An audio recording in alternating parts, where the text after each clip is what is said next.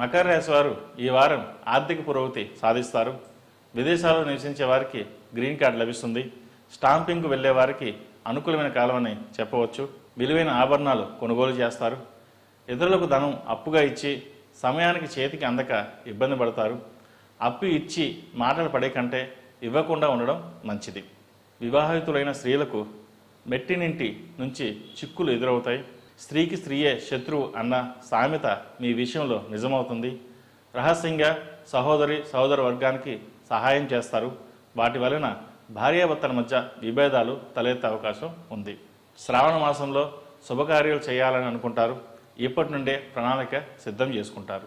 వృత్తి ఉద్యోగాల పరంగా స్థిరత్వం సాధించగలుగుతారు. శత్రువులను కూడా మిత్రులను చేసుకుని మంచి ఖ్యాతిని సంపాదిస్తారు. వారసత్వపు హక్కులు లభిస్తాయి. ప్రభుత్వపరమైన లీజులు లైసెన్సులు పొడిగించబడతాయి. చాలా కాలం తర్వాత తెగిపోయిన బంధాలు వ్యక్తులు తిరిగి దగ్గరవుతారు. నూతన వ్యాపారాల్లో పెట్టుబడి కొరకు సక్రమైన భాగస్వాముల కొరకు వేచి చూస్తారు. జీవిత భాగస్వామి పేరు మీద చేసే వ్యాపారాలు లాభిస్తాయి.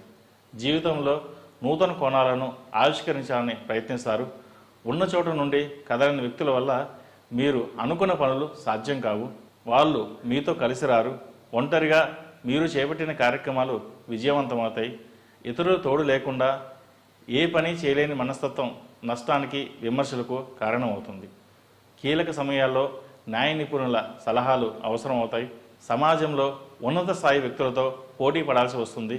విభేదాలు బహిరంగ వివాదాలు ఏర్పడే అవకాశం ఉంది. మాట్లాడేటప్పుడు జాగ్రత్త వహించండి. రాజకీయ రంగంలో ఉన్న వారికి ఈ వారం బాగుంది. ప్రజా సంబంధమైన సంబంధాలు వృద్ధి చెందుతాయి. మీరు చేసిన సేవకు గాను భవిష్యత్తులో రాజకీయ పదవి లభించే అవకాశం ఉంది. ఈ కార్యాచరణ అత్యంత సన్నిహితులతో చర్చించడం మంచిది.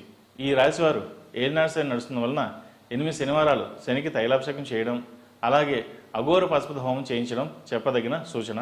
ఆరోగ్య విషయంలో జాగ్రత్తలు తీసుకోవాలి. మోకాలు నొప్పులు, ఉబ్బసం, అలసట మొదలైనవి ఉంటాయి ఈ వారం. ఈ రాశిలో జన్మించిన వారికి కలిసి వచ్చే సంఖ్య నంబర్ 5, కలిసి వచ్చే దిక్కు తూర్పు, కలిసి వచ్చే రంగు స్కై బ్లూ. తదుపరి కుంభరాశి. కుంభరాశి